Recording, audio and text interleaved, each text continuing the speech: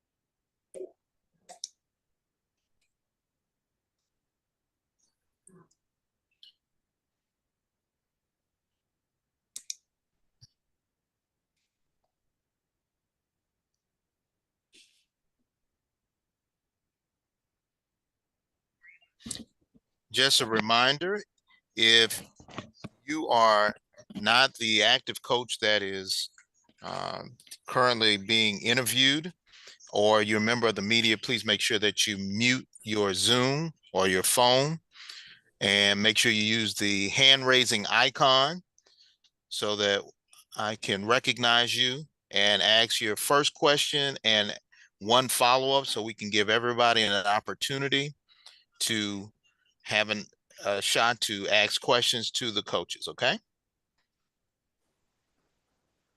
And we're about 1 minute away. We'll be starting with Cornell Maynard, the head coach for Alabama A&M.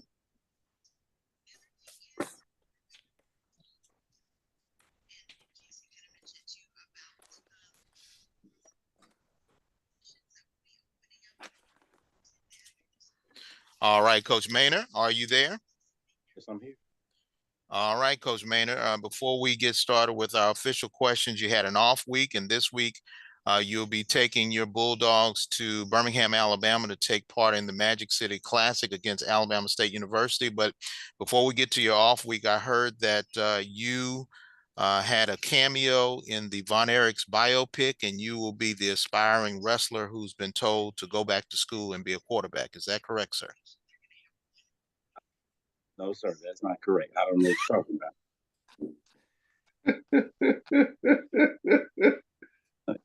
about. All right. Well, let's go. First question.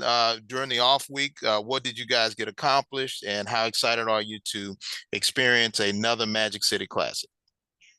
Well, we welcome the off week. It's well needed this time of the year. It's week 8, so everybody's a little banged up.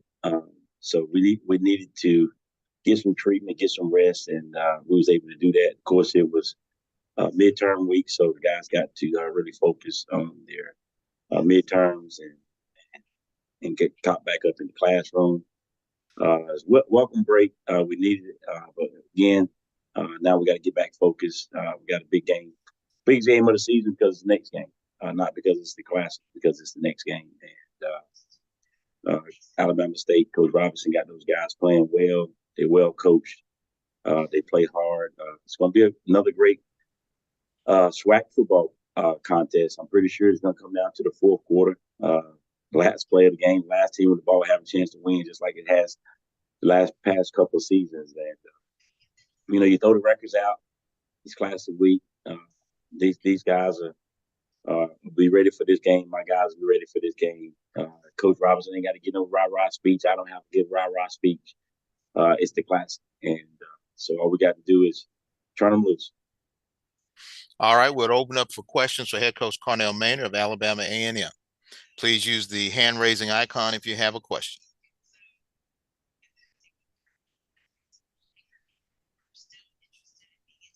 Coach, when you say that you don't have to do any rah-rah speeches, do you have to sort of contain the exuberance of your team and try to focus their emotions so they can be focused on the game?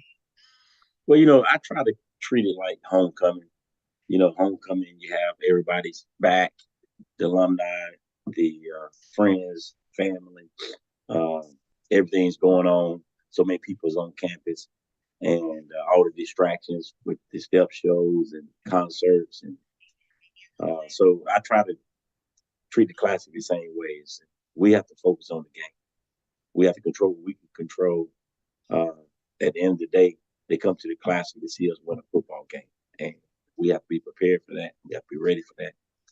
And so I try to just approach it the same way I would homecoming, have our guys focused and locked in on the task.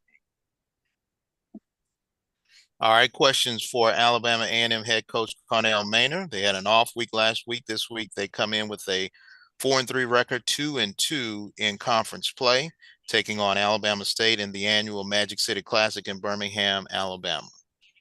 We have about 6 more minutes with head coach Cornell Maynard.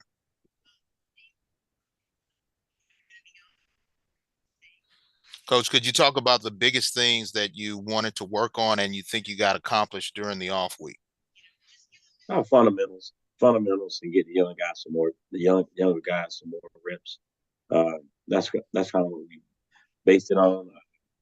at the end of the day, it's just football. Tackling, blocking, catching, and we want to focus on those things. Make sure that we was covering the little things. Make sure we stay sharp, and then get the young guys some reps, and then of course we'll get a little bit of rest. So it was a successful week. Questions for head coach Cornell Maynor of Alabama A&M, coming off an off week, and they're going to the annual Magic City Classic against Alabama State. Kickoff approximately 2:30 p.m. Any questions? We do have a question, and it is in the chat, and person did not post it, but it's with Golden Boot Pod, and they did not post a question, but they say they do have a question. Dr. Cavill has a question. All right, Dr. Cavill, you're up. Go ahead, Dr. Cavill. Yes, Golden Boot has his hands up. It's a brown hand, so you might not be able to see it. I'll jump in and ask a question, make sure he can get in here as well. You go first. Coach Maynor, no doubt. Just wanted to be polite, professional. But Coach Maynor, it's always good to get a question in with you. Obviously, you talked about the fact that this is a rivalry matchup. You don't have to worry about the rah-rah speeches, but also you're still in the hunt. Our family is playing well. How do you get your guys not to look past that? And maybe this naturally is a type of game that makes it easy to do that. Can you talk a little bit about that? I would like to agree with you and say we're still in the hunt, but I don't think Willie Simmons is going to agree with us. But we need some help. We still need some help, and we play the game. So you're correct. If we get some help, we're still in the hunt. But we just got to control what we can control. We got to take it one game at a time, and that starts this week with the Classic.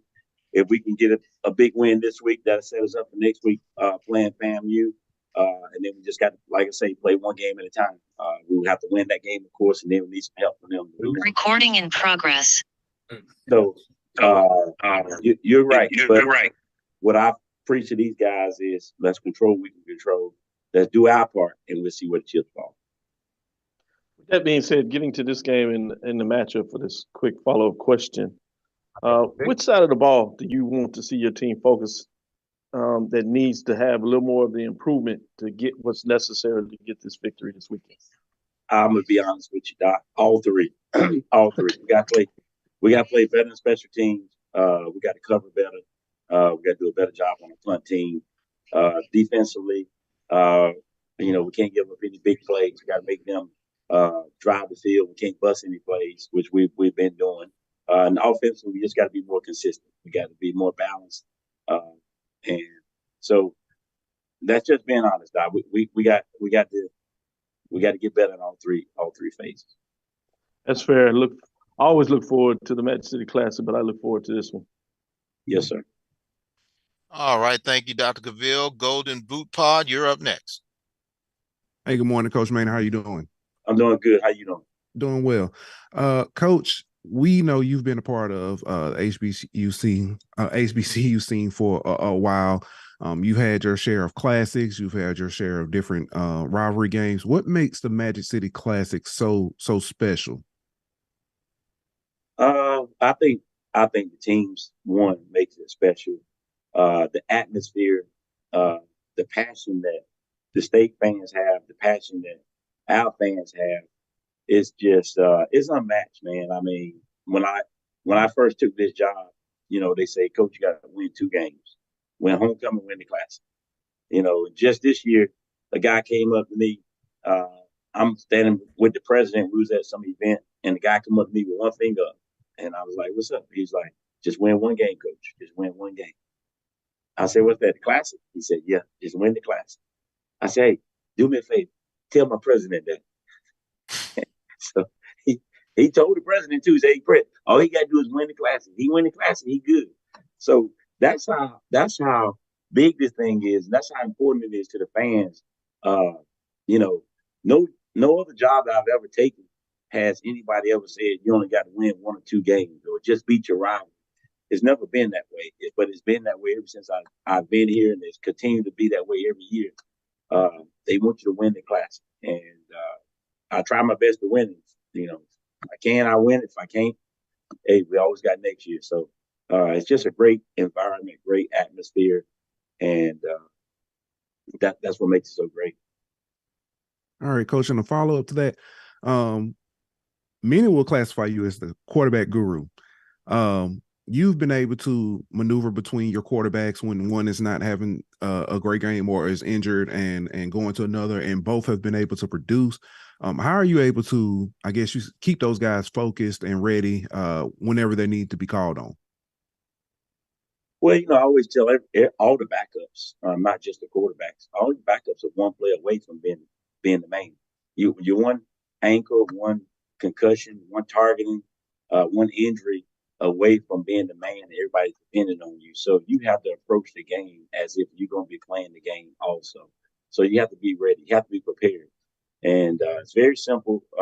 The separation is in the preparation. You have to be prepared. If you're prepared and the opportunity comes, you'll perform at a high level. If you're not prepared and the opportunity come in, you're going to probably not play very well, no matter what position it is. So it's no different for the quarterback position.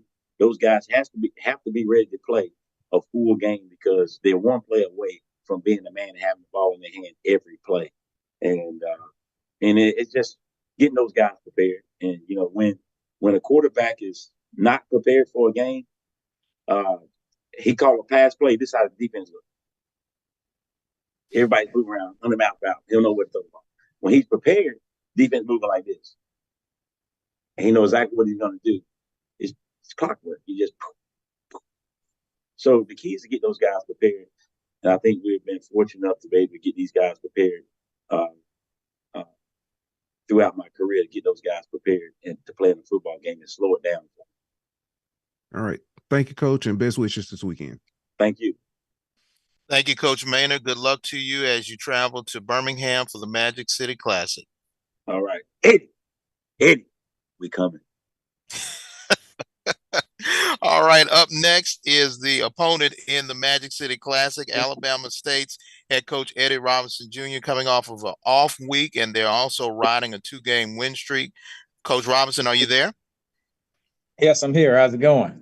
Doing well, Coach. First question, you may have been one of the few people who did not want to see an off week since your team was riding high off of a 2-game win streak.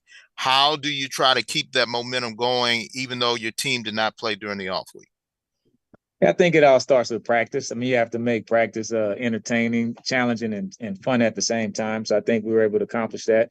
The guys had a good week. We still had some guys that were banged up. It was a real physical game in Jackson a couple of weeks ago. So I thought the off week came at a really good time. And, this classic, it takes a little bit getting used to and getting ready for. So I think you always want to have an extra week to get ready for this game. All right. Thanks a lot, Coach. And the game is at 2:30 in Birmingham, and we open it up to members of the media. Golden Boot Podcast, you're up. Morning, Coach. How are you doing? Going pretty good. How's it going? Going well. So, Coach, you've been able to be a part of this game as a fan, player, commentator, coach. That being said, I asked Coach Maynard, what does this game mean for you, being able to see it from so many different angles? Can you tell us about the game and how you've experienced it? Yeah, I mean, it's a great game. I think it's I know it's one of the best rivals in all of college football. If you haven't been to it, you're really missing out on it. I've been to probably every HBCU classic, been to a lot of big college and pro games, Super Bowls, all of that type of stuff. And I think it ranks right up there with all of that. It's just a lot of pageantry. Everybody comes out. The tailgating starts on Wednesday. They would probably start on the Saturday before if they would open up Legion Field. And so I just think the people in the city of Birmingham and the alumni and everybody participate in it. And like Coach Maynard said, it's the game they tell you, hey, man, win the classic. The other ones are important, but the classic has a little bit more meaning for everybody. All right, Coach. And just to let you know, they didn't start on Wednesday. They started last night. So just to give you a heads up. I guess I don't get up there till Wednesday, so I only see them on Wednesday. All right. Thank you and best wishes this weekend. Appreciate it. Questions for Alabama State head coach Eddie Robinson Jr. coming off an off week, riding a 2-game win streak. They play Alabama A&M in the Magic City Classic, 2:30 p.m. approximate start time at Legion Field in Birmingham. Please use your hand-raising icon if you have a question for head coach Eddie Robinson Jr. Coach, during the off week, what was the biggest thing outside of getting your team healthy that you were trying to work on to get your team prepared for this week? I think you just go back to the fundamentals. You just, not to have the scripted coach's answer, but I think you just try to detail all the things that you haven't done right, the mistakes. I don't think you really try to add a whole lot at this point. You're just trying to really perfect what you've been doing, and just realize that you have to have that real methodical approach, the execution aspect of it. And that's the thing that we've been stressing. Just execute at a real high level.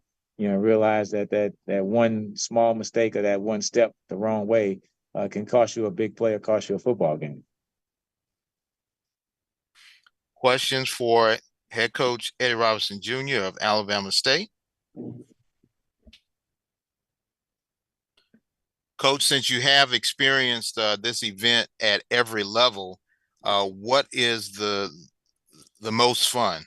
To do it as a player, to do it as a coach, or do it as a commentator or a fan? Yeah, it's funny. I thought about that the other day, and so I think they're all fun. It's all been, of course, as a student athlete and you're playing in the game. That's always special. You enjoy those 4 years. As a commentator, you're trying to be non-partial, but you're still somewhat rooting for your school. And I think the biggest thing is, and as a coach, it's the same way. Of course, you're almost always invested. And then just as a fan, when you just show up as an alumnus of Alabama State and you're having a great weekend, I think at the end of the day, third today with no matter 99 how points, Alabama A&M. Come on up, Alabama A&M. I think somebody was trying to start the trash talking early. If you could, please mute your Zoom device.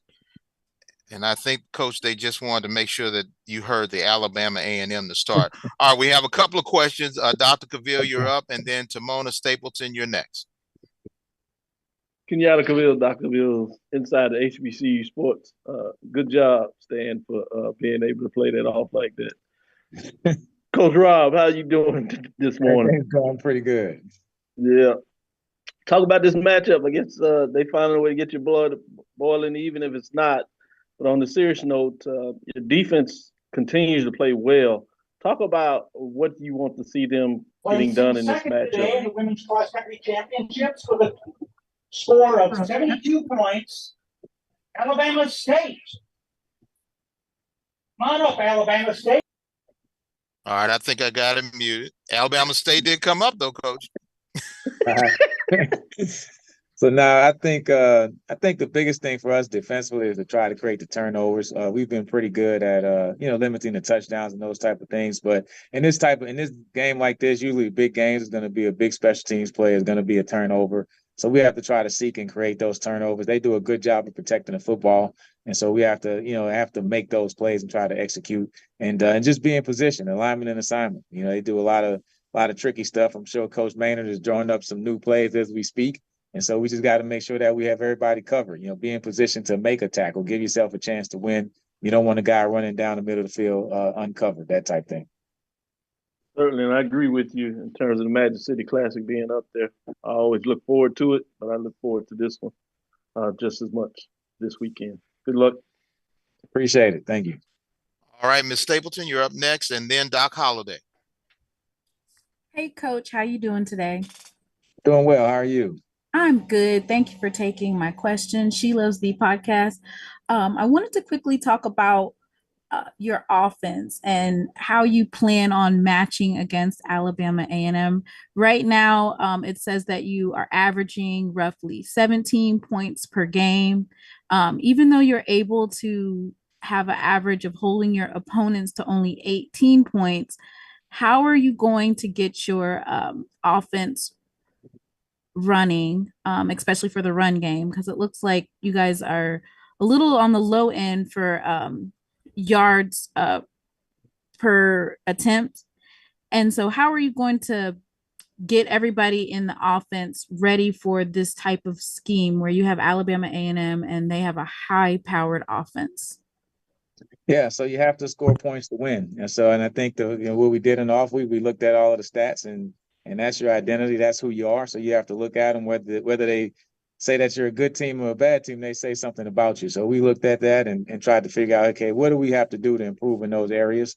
And I think, the biggest thing for me is execution. You know, we have a whole lot of, you know, coulda, shoulda, woulda. If one guy would have made this block, if one guy would have ran this route correctly. So I think that's when it comes to the execution aspect of it. And that starts in practice. So we just have to be really adamant about everybody doing exactly everything the right way in practice. And hopefully that carries over to the game. So I think, you know, the excitement, the effort level, the kids have been playing hard every week. So you love that. So now it's just a matter of detailing your work and stop making those simple mistakes. Thank you for that, Coach. Absolutely. All right, last question for Coach Eddie Robinson Jr. Doc Holliday, you're up. How you doing, Coach Rob? This is Doc Holliday, HBCU Overdrive. How's it going this morning? Going well. How's it going? I'm doing good. I'm doing good. Miss Stapleton stole my question about the running game, but how do you try to add more to your running game to complement your passing game with Damon Streeter as your quarterback? Yeah, Stuart, I think the biggest thing, you just have to go by the flow of the game. I think you always want to go into the game saying, hey, we want to establish the run. We want to be a physical team. But at the same time, if they have 8 or 9 men on the line of scrimmage, then you have to open it up and move in that direction. So, I mean, this game is going to be, I mean, both teams know each other. Both teams have a lot of respect for each other, and both teams are going to play extremely hard. And it's always, you know, what you start off with is not what you're going to finish with. So we have to be ready to make those adjustments. We don't know exactly how they're going to play us on defense. We know what they like to do, but they may have something different for us. So I think you just have to be able to make those adjustments. And at the end of the day, the kids have to execute. I mean, you know, I played against Coach Maynard and roughed them up when we played, but unfortunately, we're on the sideline. So now we got to just call the plays and let the kids execute. So we'll have a lot of fun watching the kids execute. That would have been great to see right there. But thank you for taking my question, Coach. Absolutely. All right, thank you so very much, Eddie Robinson Jr. This week, they'll be traveling to Birmingham for the Magic City Classic. Good luck to you, Coach. All right, thank you. All right, up next, we'll have Alcorn State Braves. Head coach Fred McNair is riding a 3-game win streak. They were victorious over Arkansas Pine Bluff, 31-7. Currently, they're 4-3 and 3-1 in the SWAC Western Division, and they'll host Mississippi Valley State, 2 p.m. Central start time. Coach McNair, are you there? Yes, I'm here. All right, Coach. It seems as though offensively and defensively, you sort of right the ship and you're trying to find some consistency. What do you think have been the key factors to your team being able to find what works and what has been working for you for the past 3 weeks? I basically think what we've been trying to do offensively is trying to establish a great running game, being consistent in our running game. I thought that we did a great job of game planning for the University of Arkansas Pine Bluff this week, getting established what we need to do in the running game to complement our passing game that we have.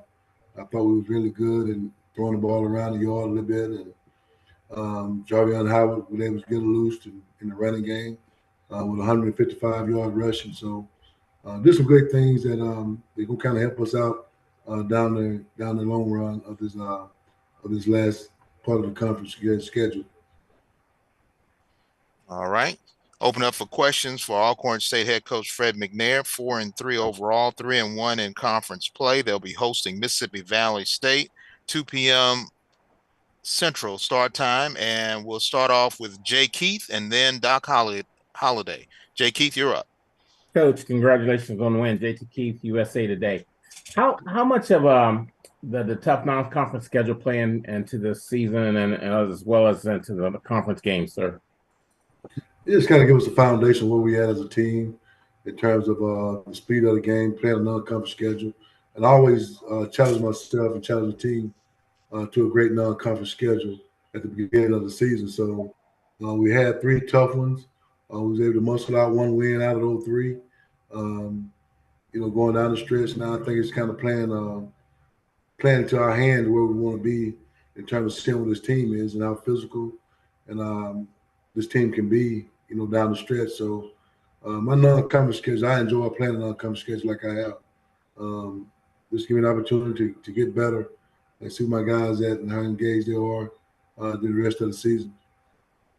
Coach, on a follow-up, has there been any surprises? Any one player that been on surprises on either side of the ball to you this year?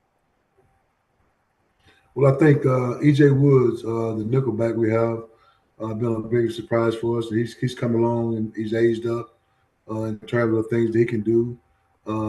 Even Andrew Smith on the corners position has done an outstanding job. And we have some linebackers that have really stepped up and played that key position there on defense. Offensively, our receiving course is pretty much little young guys, but they've been doing a great job of getting open. Allen has done a great job at the quarterback position, so it pays off, to have a bunch of great guys doing things that kind of help the team better themselves in terms of what they do. Special team wise, we've been doing a great job. Special team wise, I thought that we've been punting the ball well. We've been covering kickoffs and doing things and doing it the right way. So just leading up to this last part of the season, it's going to be really, really challenging for us. We got a tough Mississippi Valley State football team coming in Saturday to play us. It's going to be another game that we're going to play really hard. Thank you, sir. All right, Doc Holliday and then Dr. Cavill. How you doing, Coach? Doc Holliday, HBCU Overdrive. I have a question about your quarterback, Aaron Allen. How has it been with him, with his play in the last couple of games? What positives do you see out of your QB? And also with a follow-up, how has he matriculated with kind of in a sense with Jarvion Howard kind of stuttering? I guess the biggest thing is this young man have really improved himself over the course of the last year. After last year, not finishing the season out, but coming into this year, he came in, did his job of studying the offense and understand what the defense is giving him, and really taking what the defense is giving. Kind of like a little disappointment this past week in his play because he did some things out of character that we wasn't expecting to do in terms of ways reads words, his progressions. Just did some stuff out of character, but he still played a solid ball game. But just to get better and handing the ball off to Jarvion Howard, that's something that we try to do every week. But we know teams are really stacking the box on us and trying to stop our running game. So just for him to be able to pass the ball as well as he's doing, he really kind of helped us out in terms of what we can do in our running game. Thank you for answering my questions, Coach. Thank you, sir. Dr. Cavill, you're up. Thank you. It's Kenyatta Cavill, Dr. Cavill's inside the HBC Sports Lab. Coach McNair, you alluded to this. Obviously, Javon Howard really got off this week, 155 yards himself on 14 carries, averaging over 11 yards a carry, as you know, got in the end zone. Total team, 304 yards. But when you match what you're able to do running the ball, which can be a focus, but been very effective passing the ball, how dangerous do you feel the Braves are when they have a combination of those two coming together? I mean, it's very scary. I mean, when you look at it that way, Dr. Cavill is very scary. But we have to find more consistencies in the things that we're doing to keep that going. So we have to be able to protect. We have to be able to open the gaps up and run in and those kind of things. And that takes a good offensive lineman to do that. So I think this past game we kind of found our mojo in terms of our running game and what we can do. We just got to keep it up and just find some more consistency and stuff that we're doing in our passing game and our running game. It's going to kind of be kind of scary on down the line, and we can keep that up. I was going to say it seems to be coming together at the right time with the stretch of your season. Obviously, you look at one game at a time, and the next one is against Mississippi Valley, rivalry game. You do catch them at home. Switching sides of the ball from your defense. You talked about some key players that have kind of been doing above maybe what people thought they were going to do coming into the season, but they're showing up and showing out. Talk about, in totality, what are some things that you want to see them continue to do, particularly in this matchup against Valley, not to allow them to get going offensively?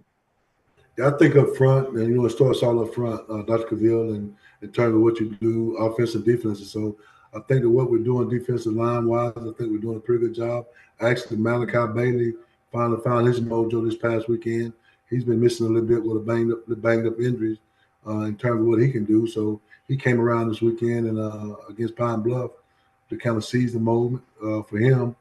Had a good game, had a sack.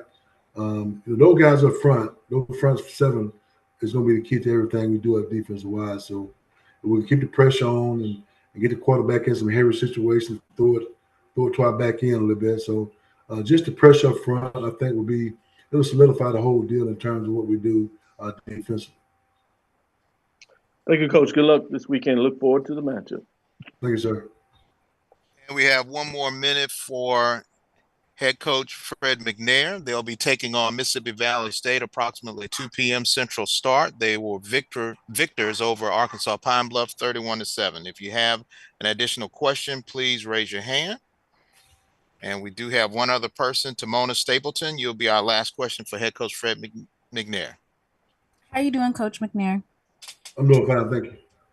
Thank you for taking my question. So I just wanted to quickly, looking at the SWAC West and how close it is to one game away from being the leading team, what do you tell, or what is the conversations that you're having in the locker room with your student athletes on the importance of consistency and playing each game like it's the SWAC championship, because you guys are right there and in the hunt for being in first place?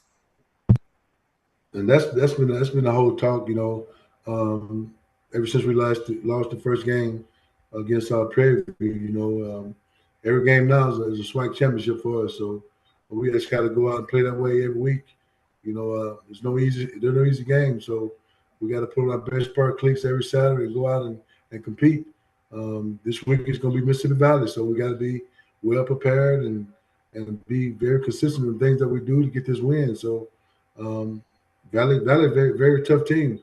Their record don't show it, but they play very hard each and every year. I played Valley, they played hard. So we just got to be prepared as coaching staff, get the best game plan we can, all three phases of it, and go out and compete like it's our last on Saturday. Thank you so very much. Thank you so very much, Ms. Stapleton. Thank you so very much, Coach McNair, and good luck to you this weekend against Mississippi Valley. Thank you, sir. All right. Up next, we have Bethune-Cookman's head coach Raymond Woody. They had a tough loss against Southern University, 28-18. They're in the midst of a 5-game streak in which they are searching for their victory. Coach Woody, are you there? Yes, sir. All right, Coach. First of all, if you could give us a recap of your game against Southern University in Jacksonville, and this week you'll be at Grambling State University. So could you give me a synopsis of what happened against Southern University? Well, I'll tell you what, Coach Dooley, he does a great job, with the football team. Obviously, they came out on top. We started out first drive and fumbled the ball going in to score, which was unfortunate. Second quarter, we ended up, throwing an interception and then kicking a field goal, which led to 14-10. And then third quarter, we just didn't come out like I thought we was going to come out. And we had an opportunity to get back in the game. Fourth quarter, we got a punt block. Everyone knows percentage-wise, you're getting a punt block that's not high percentage of winning, and we ended up falling 28-18 after a touchdown by Jalen Trozado. So we just got to keep working. I hear you.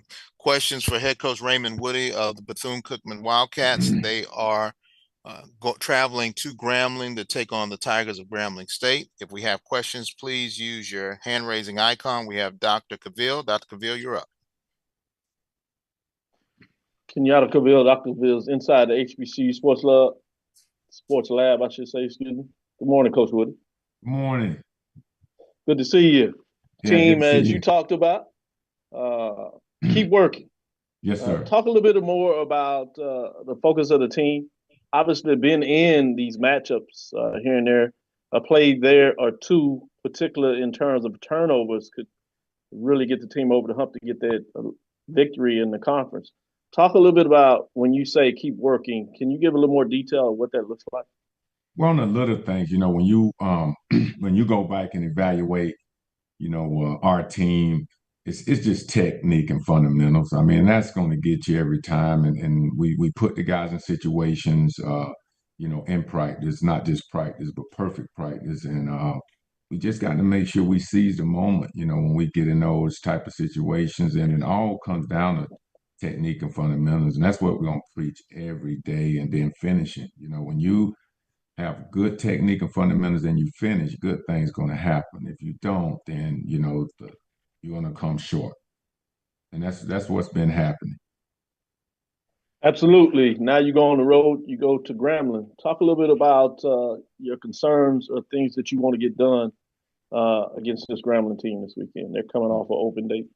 Yes, well, I tell you what, I know Coach Hugh, he's going to have those guys, ready to go. I mean, a really good football team, in all aspects. And again, we have to worry about ourselves and execute. We execute, good things are going to happen. I mean, but at the end of the day, we got a tough opponent coming up. No doubt, Coach. Look forward to the matchup. Yes, sir. Good luck this weekend. Thank you. Keep working. Yes, sir. Perry Daniels, you're up next. Good morning, Coach. Good morning. Talk about your running game against this Southern University Jaguar defense. Yes, wasn't acceptable. I mean, when you only get 1.3 yards, 33 rush attempts, 43 rush yards. I mean, that's something that we have to be able to do. You got to be able to develop the run game, and we didn't do that well. And hats off to Southern, for containing us, but we got to get better. And going into Eddie Robinson Stadium, do you anticipate being able to run the ball there? How do you improve the performance from last week into next week? Well, we have to, like I said, we always hard on ourselves. We got to make sure that we do the things on offense as far as in the run game that our players can do. It's not about, the X's and O's. It's about those guys that you put out there and getting them to be able to execute. So it's on us to put them in positions to be able to have a controllable run game. So we have to do the right things. We can't miss blocks. We have to make our checks, and it all comes down to execution. Coach, I agree with Doc. Keep working. Your team is looking better and better each week. Thank you, sir. Coach Woody, before we let you go, we'll need your comment on the new practice facility on campus. How big is that for your program? And have you already seen some players sneak out there on their own and try to put in some work? Well, I'll tell you, not just the players, but other sports. It's just amazing, when you get a new facility on campus that you can call your own, and then it's going to help us in recruiting. It's also going to help us scheduling as well, being able to practice on campus and not take, 2 to 3 buses back and forth to Municipal Stadium. I mean, it's going to help. All right. We have a couple of more minutes with Coach Woody. If you have a question, please use the hand raising icon in your Zoom device.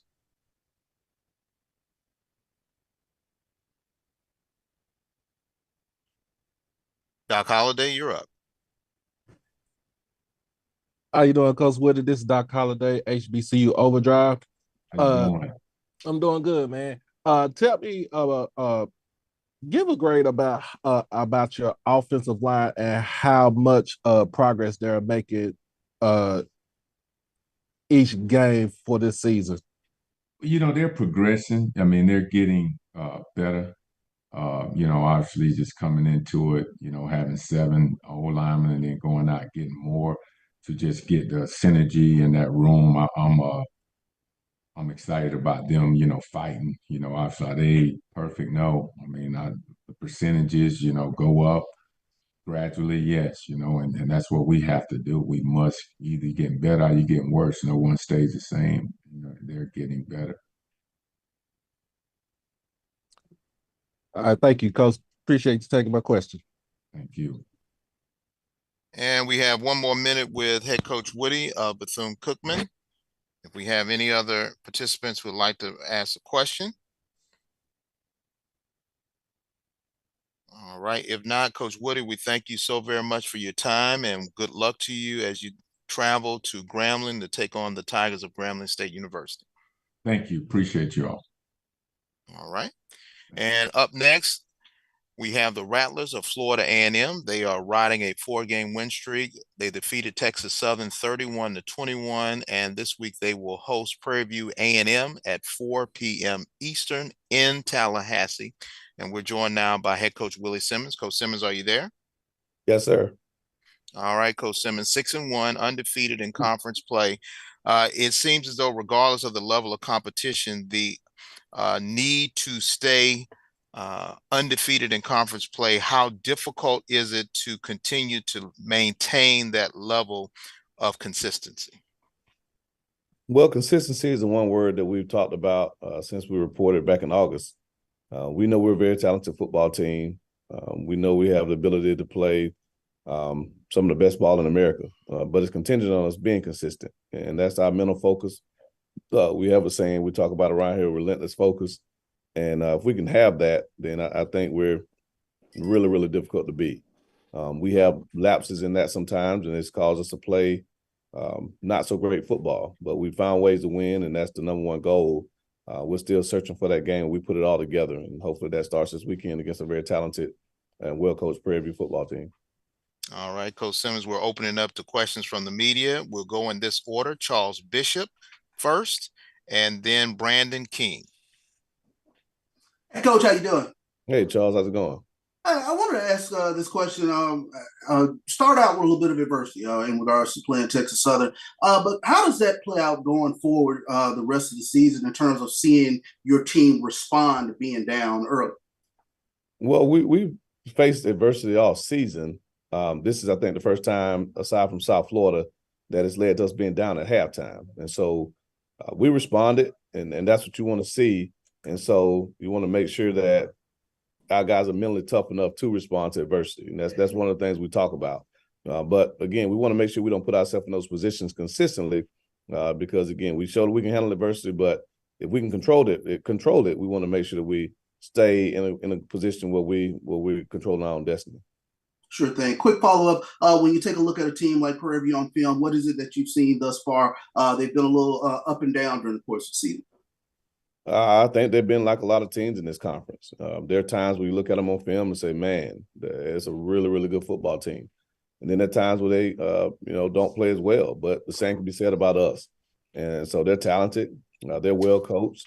Coach McDowell's going to have those guys ready to play. And so we got to make sure that we're ready to play because obviously you got two divisional leaders going head-to-head, and this could very well determine, much like the Southern game, who is able to host the SWAC championship if we're able to take care of business and do our part. So there's a lot riding on it. The home game, divisional game, conference standings at stake. And so we definitely got to make sure, and it's homecoming. So we got to make sure we block out all the distractions and give ourselves the best chance to be ready to go on Saturday. Appreciate it, Coach. Thanks, Charles. Brandon King, you're up next, and then Henry Poe. All right. Good morning, Coach. How you doing? Hey, what's going on, brother? Much. Congratulations on the win this weekend. Wanted to talk about your running game. You were able to. It's been up and down over the course of the season, but Saturday night, not only were you able to have your most productive game of the season on the ground in terms of yards with 255, but also stuck with it in terms of attempts with 44, which is your most since the first game of the season against Jackson State. The decision to go with running the football to that degree, was that something schematically that you noticed maybe you'd be able to exploit in reviewing film in terms of your game prep? and or was that some of the fundamentals that you referred to that you are looking to fix in your off week? It was a combination of both. We challenged our offense all year to get back to running the football. I haven't really seen us play with the mentality that we needed to since Jackson State, where we were running off the football. And so we challenged the offensive line to do that. Obviously, Texas Southern plays 3 down front with 6 defensive backs. So we wanted to, make those guys fit up in the run game, and we were able to pop some runs there. So a combination of both, but our ability to run the ball really opens up our offense, as you saw the other night. So hopefully we can continue to do so. When you're multidimensional, it really makes it difficult to defend. Thanks, Coach, and good luck with your matchup this week. Thank you. All right, next up is Henry Poe with Golden Podcast. Hey, good morning, Coach. How you doing? Hey, what's going on, brother? All right. You've got homecoming coming up this week, and we've seen that homecoming is not a guarantee, especially in the SWAC. What are some ways that you're trying to keep the team focused? We know there's outside distractions with the various events going on around campus. So what are some ways that you're trying to keep the team, focused? It takes a concerted effort from everyone involved. That's the coaching staff, the support staff, that's the leaders on this team. We know it's homecoming, and we understand that there are going to be distractions all week. So we all have to police each other. We all have to understand what's important and make the necessary sacrifices. And so we can do that. We'll give ourselves the best chance. But if we don't, we can potentially allow the distractions to get in the way and cause us not to play our best football on Saturday. All right, Coach. And to review kind of the game on Saturday with Texas Southern, it was definitely a game of 2 halves. Or I guess you could say a quarter and a half and 3/4, or however you want to look at it. What are some things that you guys saw that you, adjusted at halftime that led you guys to take over and become victorious? We just started playing together. First half, we were playing as 11 individuals on the field, doing our own thing, just not playing rattler football. And the halftime message was, got a choice to make. We continue to play as individuals and hope that one person can beat 11, or you can play as 11 brothers and be the better team. And the guys made a commitment to play as 11 brothers, like we talk about all the time, and the outcome showed that. So that's our challenge this year. We can play together as a football team. We're very, very, very, very tough to beat. All right, thank you, Coach, and best wishes this weekend. Thank you. Doc Holliday and then Dr. Cavill. Doc Holliday with HBCU Overdrive. How you doing, Coach? Hey, Doc. All right. Your dark cloud defense, tends to be dominant in the second half. What basically the adjustments do y'all make with the defense going into the second half to get the offense jump started at the same time?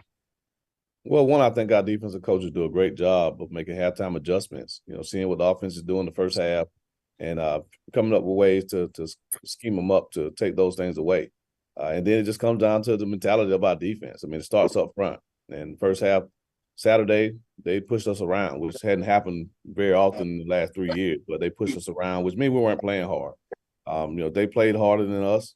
They wanted it better than we did. And so at halftime, we just made a decision to, again, play together, play as a family, stop doing your own thing, jumping out of gaps, trying to get sacks, trying to get stats, and just play assignment sound football like the defense calls you to do. And so when we play together, we play the way that we talk about all the time, being a family, then again, the outcome speaks for itself. But when we start doing our own thing and becoming individuals, we become a very average football team. And that's the challenge to this group, to make a decision of which type of team we're going to be consistently.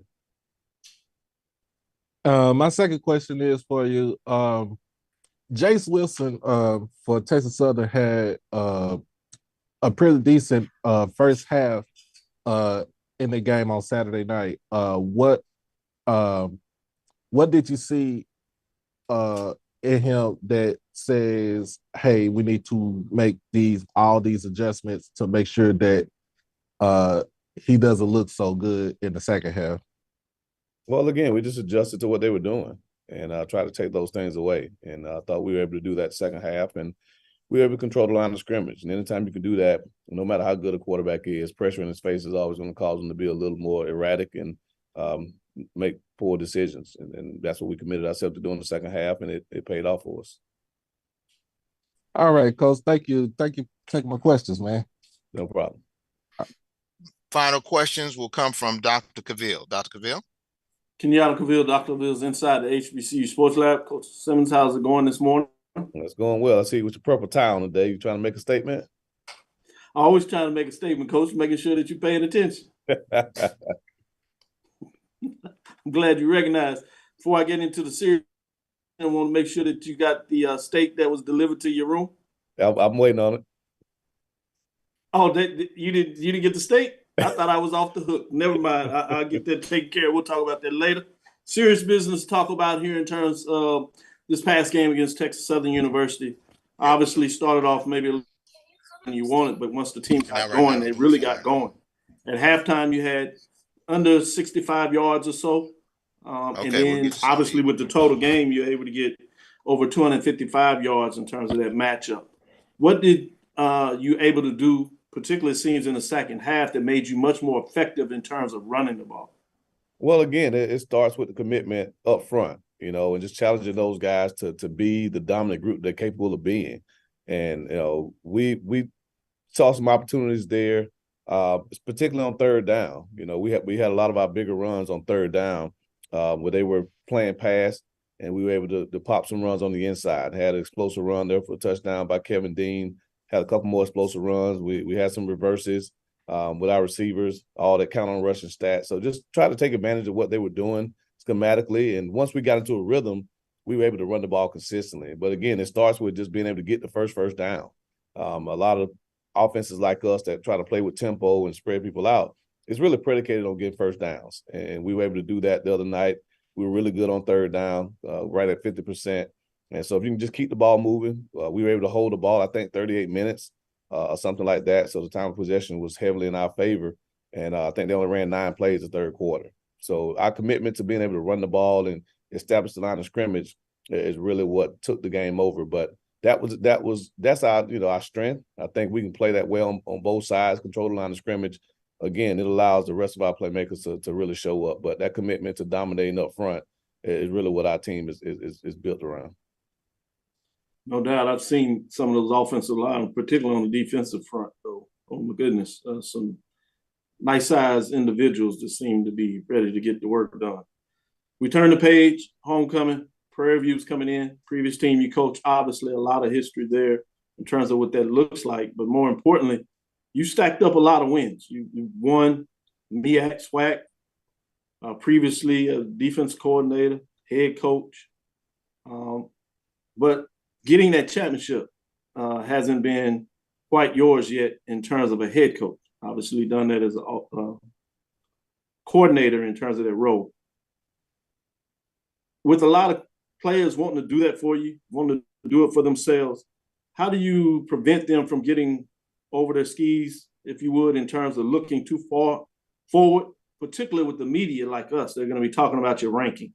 Number one in many of the HBCU polls, top 20 FCS polls, rankings, have a chance to sew things up before the end of October if things fall that way. How do you get them not to listen to what we're saying in terms of the media versus what you all are saying in terms of the coaches, one game at a time? We have one goal this week. That's to be 1-0 Saturday afternoon at about 7 o'clock. That's all that matters. Focus on being 1-0, take care of the little things, keep the main thing the main thing. We laser focus, tunnel vision on the goals that we set for ourselves starting yesterday. And we've been able to do that this season, no matter the venue, no matter the moment. If we just keep the main thing, everything else takes care of itself. When you start looking ahead, that's when you start getting yourself into trouble. So block out the homecoming, block out the rankings, block out the championships, everything that comes along with it, block it out. Keep your mind focused on the task at hand, which is a very good Prairie View team coming in and take care of business in that area, be 1-0 this week. And then we'll turn the page on Sunday, and then we'll try to do it again the next week. I tried, Coach. I tried to get it done. Mr. James Verrett, can I squeeze in one more quick question? No, sir, we don't have time for that. We need to get over to Coach Jackson. We're already over our time. Thank you so very much. No problem. Appreciate it. That's why I asked. All right. Thank you, Coach Simmons, and good luck to you this week. Thank you, guys. Have a great week. All right, we're moving on to Grambling State University. Head coach Hugh Jackson, 3-4, 2-2 in conference play. They had an off week, and they'll be hosting Bethune-Cookman. 2 p.m. Central Time is the start. Coach Jackson, are you there? Yeah, I'm here. I'd like to know when I can get a steak delivered to my room. I think Dr. Cavill may be in charge of the steak delivery service, but we'll get to that momentarily. Coach, your off week, what was the biggest thing that you got accomplished, and looking forward to playing Bethune-Cookman? Your thoughts?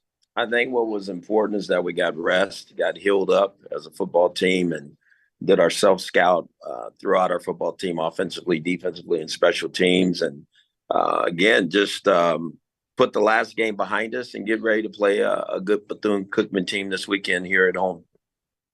All right, we'll open it up for questions for head coach Hugh Jackson, who will be taking on Bethune-Cookman.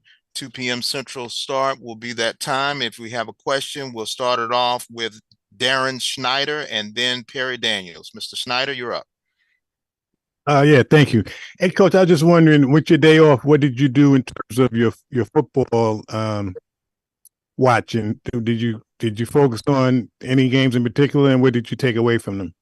I watched them all. I think there was a lot of good games in the conference. I think, again, you see the teams that are the upper tier teams and how they're playing. And obviously FAMU is definitely the class of the conference on the East. And then watching our teams in the West, watching Southern, obviously watching Bethune-Cookman, Alcorn, and the rest of the teams that are playing. Some good football being played right now. And with the obviously you need some help in the West. What is your message to the guys going forward? Oh yeah, we can't control what everybody else do. We can only control what we do. So our thing is we're gonna play this thing one game at a time. We're not gonna get caught up in what may be and what could be. The most important thing is that we go out and win. Winning takes care of a lot of that. Thank you. All right, we'll go over to Perry Daniels and then Dr. Cavill. Yes, Coach Jackson. So last week we talked about, the penalties, and you mentioned that discipline was the solution. Can you talk about what was done in the off week to address that? Well, I think the most important thing that was done is we continue to bring it to their attention, and you can really slow it down and have them see it, and what it does to your football team, how it impacts your football team negatively, the yards that we're giving away.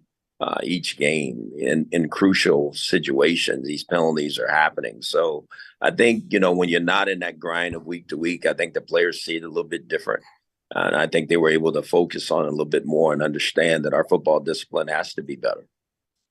And this week you have coming in Bethune-Cookman, who struggled this weekend to run the ball against Southern, and they ranked at the bottom of the conference in rushing offense, but yet your defense ranks at the bottom of the conference in rushing defense. How does that look after this Saturday's game against Bethune-Cookman? What happens there?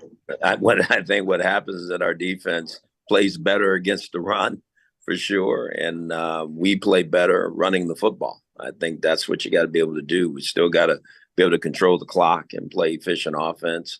But our defense, there's no question about that. I don't run from that. We got to play better defensively against the rush. Thank you, Coach. Good luck. Thank you. All right, Dr. Cavill, who is the steak delivery consultant. Appreciate it, Coach Jackson. I'm concerned that you didn't get the steak. So we're gonna have to look into this. I'll say that. Concerned. Don't be concerned because I did not get it. With that said, obviously you had an open date this past weekend, and a lot of those things, I'm sure that you did evaluation or wanted to work on some things.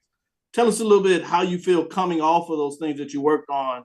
I feel at this time, obviously you'll get a better insight during game day. No, I feel better about it. I think obviously we needed to shore up, our gap control on defense. Again, we got to do a better job against the rush. I mean, that's been said. I think we wanted to tighten some things up offensively, continue to run the ball better, be able to, again, make those plays in the scoring zone when we need to, third down efficiency. I think all those things are important. And special team wise, we just got to make sure we stay consistent in everything that we're doing. So it was a really good week. I think we were able to focus on a lot. We saw a lot of different information about our football team where we could help ourselves over this next stretch, next quarter of the season, so that our record could be what we anticipate that it can be. Certainly going down the stretch, good time to get the works and get those kinks out to make this last push. With that said, I want to focus a little more on the offensive side of the ball now in this next matchup against Bethune-Cookman, even more so as your quarterback, Miles Crowley. Really started out hot, did maybe a little bit. Some of the things weren't directly his fault, but what are some things that you want to see him improve on as he continues to move forward during this open week, specifically against Bethune-Cookman and the tough defense that they play? Well, obviously, the biggest thing is taking care of the football. We got to take care of the football better. And again, I think he can complete the ball at a higher percentage. There's no question in my mind that he can and he will. But everybody plays a role in that. It's not just him. Receivers got to be at the right spot. Protection's got to continue to be good. So I think all those things work together. And I think he will do that. I think he'll take that challenge and go be the quarterback I think he is. I think he's one of the best in the conference, and I think he'll play like that here down the stretch. Thank you, Coach. Good luck this weekend. Look forward to the matchup. Thank you. Final question from Henry Poe from Golden Pod. Hey, Coach Jackson, Henry Pugh from Golden Boot. Want to talk about Miles and kind of stay in that on that topic. This team kind of goes as Miles goes. He's been able to help uplift the offense along with your running game. How have you been able, I guess, to get him to refocus over the bye week in preparation for this week's matchup? No, I think it was really important. I think we went back to the beginning. I think our offensive staff, led by Coach Hall, did a really good job of really taking them back to the beginning and going back to the system, the roots of it, and understanding as you work as a quarterback, sometimes fundamentally there's some things that can get off a little bit as you progress through the season. So it's just going back and refocusing, our eyes and footwork and attention to the detail that you got to put into that position, which is so important. But I think that was a whole offensive unit issue as well. So I think we were able to address that and move forward from there. All right, Coach. And you also kind of talked a little bit about, and you actually have had to go back and listen to some of the interviews you've done previously. You've been telling us about this defense, that they're good, but they've got a ways to go. What are some things that you guys have done, I guess, with the defense to again refocus and prepare for the rest of the stretch? I think what's important is understanding gap control. Where is my brother at when the ball snapped? And understanding where there could be a potential problem at. I think that kind of communication is so important. And I think that's the biggest part of it's been communication.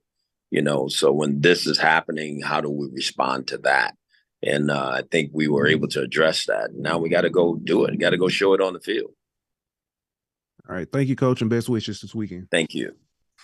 Thank you so very much, Mr. Pugh. Thank you so very much, Coach. You guys will be hosting Bethune-Cookman 2 p.m. Central Time at Grambling. Thank you so very much, Coach. Thank you. All right. Up next, University of Arkansas at Pine Bluff, Alonzo Hampton. They lost to Alcorn State 31-7. This week, they'll be hosting Jackson State at 2 p.m. They're in the midst of searching for a victory for the past 4 games. And Coach Hampton, are you there? Yes. All right, Coach. If you could give us a wrap up of your thoughts on the loss to Alcorn State and looking forward to your opponent, Jackson State, this week. Yeah, obviously, we didn't get the win, but obviously it's a very good football game for the first half. It was 14-7 with about 2 minutes in the second quarter. We're driving down 2-minute drill and quarterback gets hit from the backside. And we're getting the ball after half. So I wanted to really go down there and try to put some pressure on them, get a score. And we fumble the ball. They take over on the 32-yard line. They score right before, make it 21-7. Still felt pretty good about it. going in the half because I thought we were doing some good things on defense. We had got out of, they hit us on a touchdown pass, middle safety, just he didn't make the play. And obviously they had a run. We got out of our gap as Coach Hughes said, gap integrity on defense, and we didn't do it. And he made a big run. And then we come back after half and don't go 3 and out, have 2 penalties back to back. And they end up scoring, I think, late in the third quarter, made it 28-7. And our offense couldn't do anything. And they ended up kicking a field goal for a quarter, making 31-7. But we had our chances. But Coach McNair does a great job, has a great program. His kids know how to act. Wasn't all that extra stuff, so we appreciate it. And, good luck to him and his team the rest of the year. All right, we'll open it up for questions for head coach Alonzo Hampton. First up will be Tanner Spearman and then Henry Pugh, even though he spells with OU. First, Spearman, you're up. Hey, good morning, Coach. Obviously, Jackson State this week, they've got one of the best rushing attacks in the conference. After what Alcorn was able to do on the ground a couple of days ago, what are you guys doing in practice this week to try and get ready for Jackson State's rushing attack? Obviously, we do what we need to do. You do your job, and it's. I'm not going to discredit Alcorn because they did a good job. The running back made some great runs, but if you go back and watch the game, we had him bottled up for most of the night, and so when you get a guy out of the gap that don't do his job, that's what happens, and that's what good teams do. So we're going to continue to do what we do. The reason that we haven't won games is because we're not consistent enough. Okay, guys are not doing their job, so. If we do our jobs, we play a really good defense at times. I mean, you play one of the better offenses, and the score was 14-7. Should have been 14-7 at half. And I tell my kids all the time, it's going to be 4 or 5 plays all year, all right, that we've had a chance to be in every single game. And that's the frustrating part about it, but it's also the exciting part about it because I know that we're going to get the players that we need, and we're going to be really good. And so all we're doing right now is we're just getting better every single day. And we're looking forward to Jackson State. They're a good football team. But if our kids do what they need to do their jobs and hold their gaps and let your brother make the play. It's not all about you making the play sometimes. It's about sending the ball back to your buddy. So hopefully they'll get to understand what we want them to do and make those plays. And then with Jackson State this week, obviously we know what Jackson was when Dion was there. TC Taylor now taking over. What do you think of the job that he's done trying to keep Jackson State at the top of this conference? Hey, man, Coach TC's been in this league a long time, and he understands football. He got a really good football staff around him. I know the offensive coordinator because I tried to hire him. So he's got a really good offensive coordinator. He got some good coaches on defense. So Coach TC Taylor deserves that job, and I'm happy for him. And he's doing a good job. And everybody, I mean, we all appreciate what Dion did, putting the limelight on HBCUs. But Coach Taylor's doing a good job in his own right, and he's got a good football team over there. And we're excited about having an opportunity because we know they're going to travel well. Our homecoming crowd was special this week, and I know Jackson State going to bring some fans. So I'm looking for another great crowd this week, a good football game against some guys that I respect, think a lot of. And so we're excited about putting our team on that football field. And our players are excited, because at the end of the day, we get in there on Sunday, we get a chance to watch the film. And I pull out about 5 or 6 clips. And people say, well, why are you 1-6? This is why you're 1-6. All right. Did you do your job? No, it's only 1 or 2 people on every touchdown that didn't do the job. And that's where they're hitting us at. And so if we lock in, and I told our kids, man, we're right where we need to be. We're right where God wants us to be. You ain't going to win until it's time to win. And we're in the process right now, and we got to persevere, and our kids are doing it. It's going to be some pain involved. Yeah, I like when they're hurting after the game. That means you got to practice harder. That means you need to go to class. You need to be accountable to your teammates. All right? Come up here and show up on practice on Tuesday, get ready to go. Everybody's hurting. If you're not hurting this time of the year, something wrong with you. Can you push through the hurt? And so that's where we're going as a program. All right. I'm going to keep smiling. We're going to keep working. And the golden lines, we're going to be all right. All right. Thanks, Coach. Next up, Henry Pugh, and then Dr. Cavill, if we could limit it to 1 question because we're running tight on time. Thank you.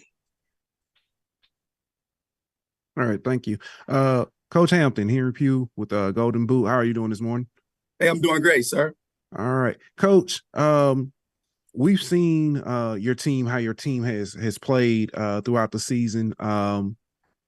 And I don't want to be insulting, but it seems like the defense has slowed down a little bit as far as they still have the fight, but they're, since it's little things like, tackles and things like that. Is it just the going on through the season, getting late in the season, complacency, or is there something else to it? No, coach, ain't nothing to it. Bottom line is make the play. Our best two players haven't even played since week 2, but you probably wouldn't know that. Right. All right. Our best defensive player hadn't played since Tennessee State. He had 4.5 sacks in 2 games. And if he had been playing, Nas Lukeman, he'd probably be up for defensive player of the year. He's that good. Rocky Jack is another defensive end that hasn't played. So we're playing with guys that they're going to be good players, but they ain't those two players. And so we're not making any excuses.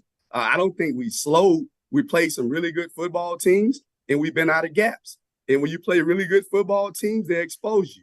So it's a reason that Alcorn State has won SWAC championship 3-4 years in a row before Dion came and inserted all those players from Group of 5 and Power 5 in there. So they're the toast of the conference. All right, FAMU's doing a really good job.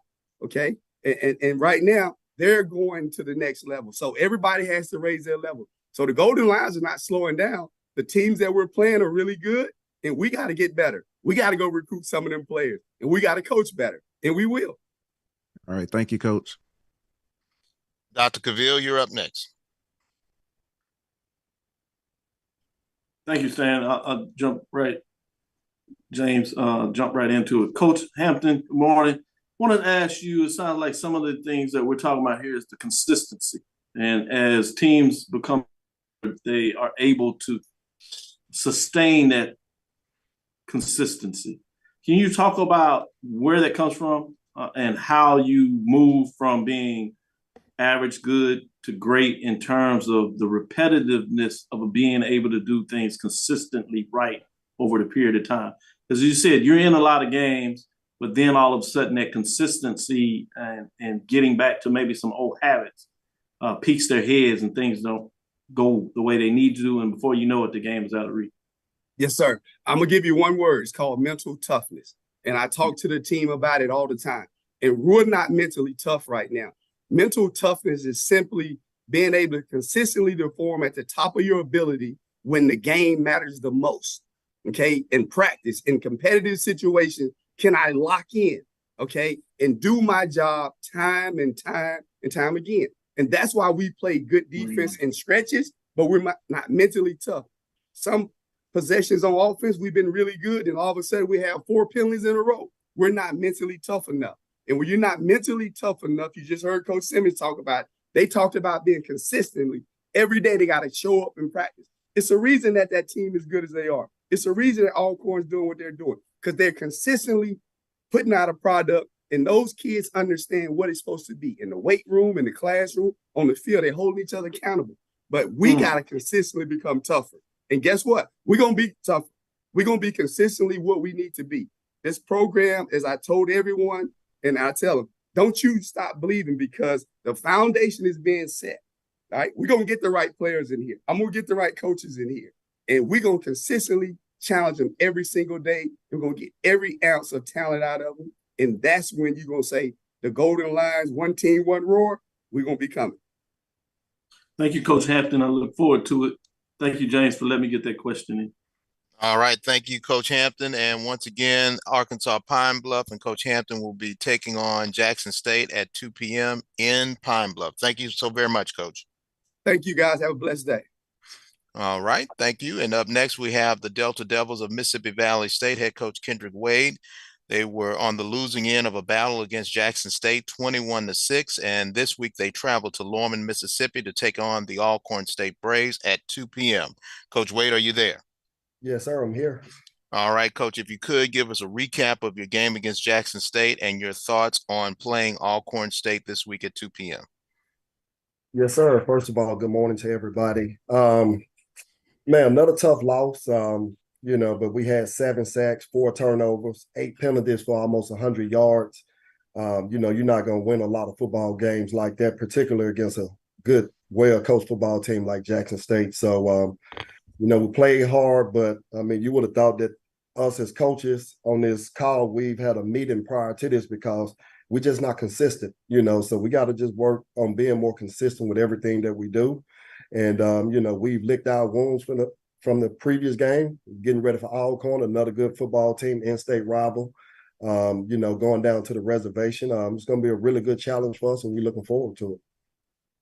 All right, we're going to start the questions off with Rob J., then Dr. Cavill, then Doc Holliday. Rob J., you're up. All right. Thank you, James. Thank you for taking my question. Coach, I'm with the JSU Sports Network. I want to just thank you guys for being so accommodating to us when we were there last weekend.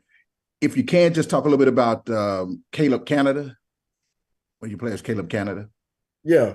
Man, Caleb is a really good football player, big cornerback, 6'3", 205. Really good player for us.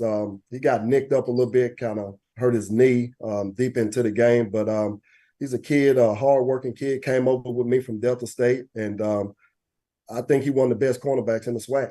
No ifs and buts about it. Absolutely. Thank you, Coach. All right, Dr. Cavill, and then Doc Holliday. Dr. Cavill, you're up. Thank you. Kenyatta Cavill, Dr. Cavill's inside the HBCU Sports Lab. Good morning, Coach Wade. Hey, Doc, good morning. You talk about the consistency throughout that game. You're able to keep it close for most of the game, truly the first half, and you would make a play that would move you forward to put yourself in a position to score or really get a drive going, and then you would have a relapse of consistency, a tough penalty, a turnover, a big sack because somebody missed maybe a block or so. Talk about the need and what are you working on, as you alluded to, about being more consistent?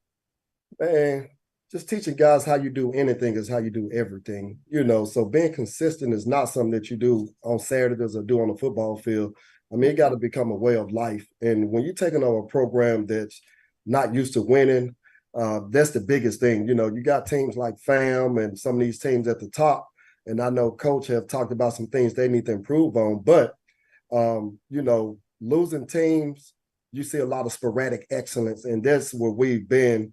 And we need to just focus on just being, our saying around here is, consistent, reliable performance outweighs sporadic excellence. And, it's a process. And I wish it could happen overnight. We want it to happen over a month or over a season. But, the best way to help our guys is by us as coaches being consistent, by kind of continue to harp on things that they're not doing well.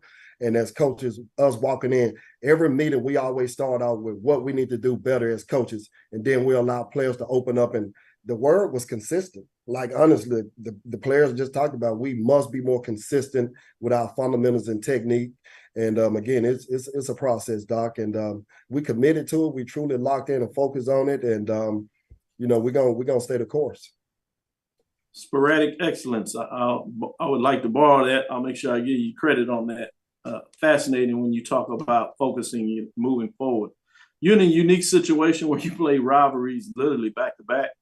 First one you had at home, and now you go on the road to Alcorn that seems to be playing really good ball at this time in both sides of the ball.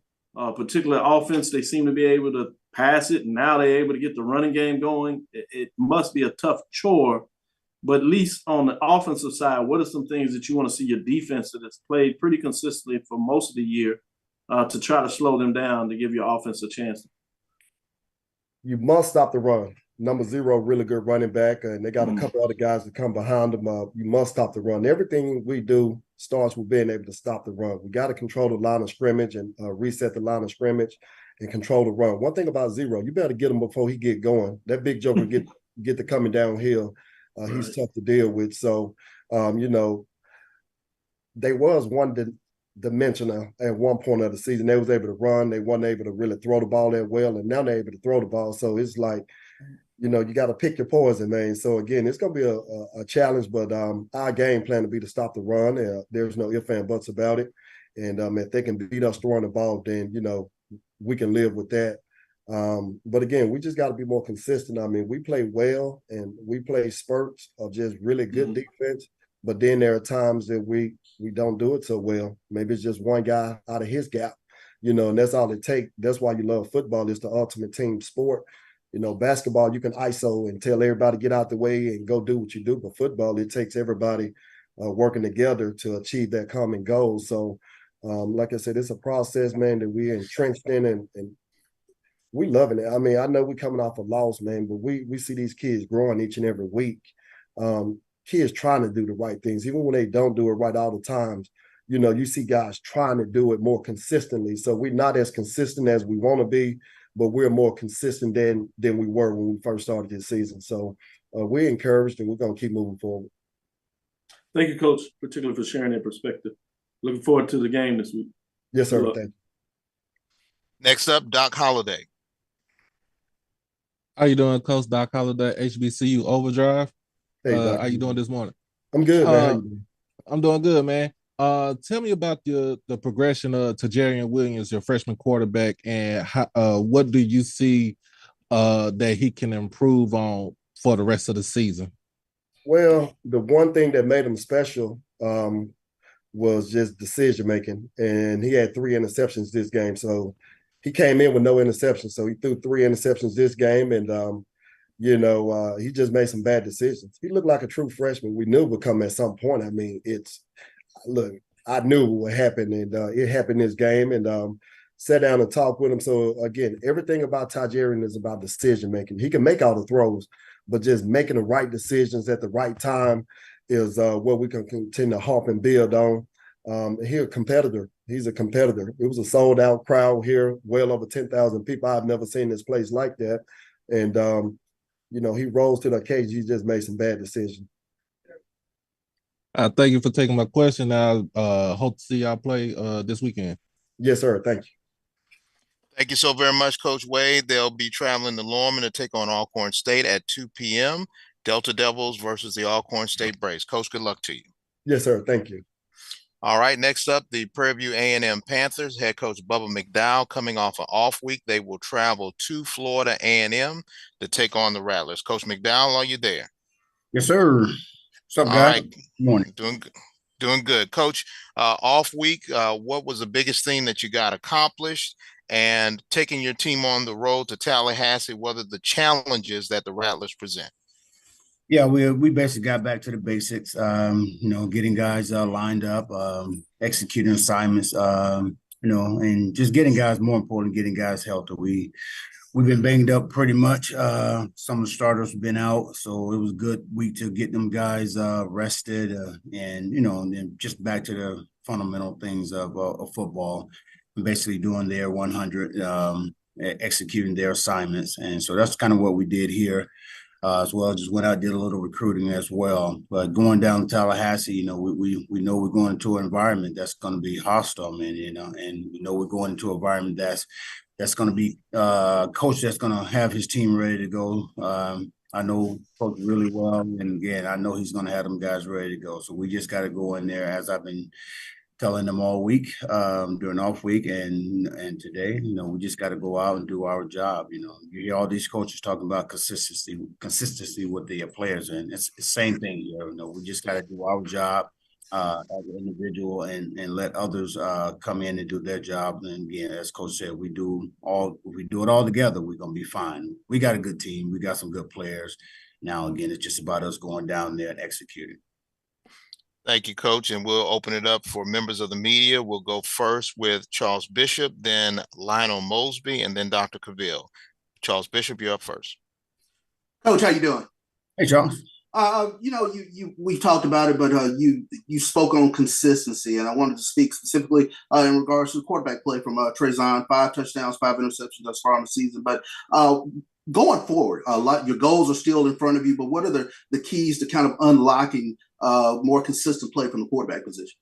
Again, just reading, doing his assignment. Again, just taking what they give us. And again, I think that's kind of across the board. A lot of guys, especially and I wouldn't say this league, but across football and across sports, a lot of times, you tell them to do their job. Coach, Jackson talked about it, Wade talked about it, Ham talked about it, filling those gaps, making those throws, and making those catches. And that's what we have to do. I mean, Trey has been good, but then at times he's been not so good. And we, again, coming back down to the consistency part. And I think going into this week, rest time, more film time would give him the opportunity to be ready to go with what Willie and his defense is going to throw at him this week. Because we got to be way better than we were the past game against ACU, which was a bad game all around as a team.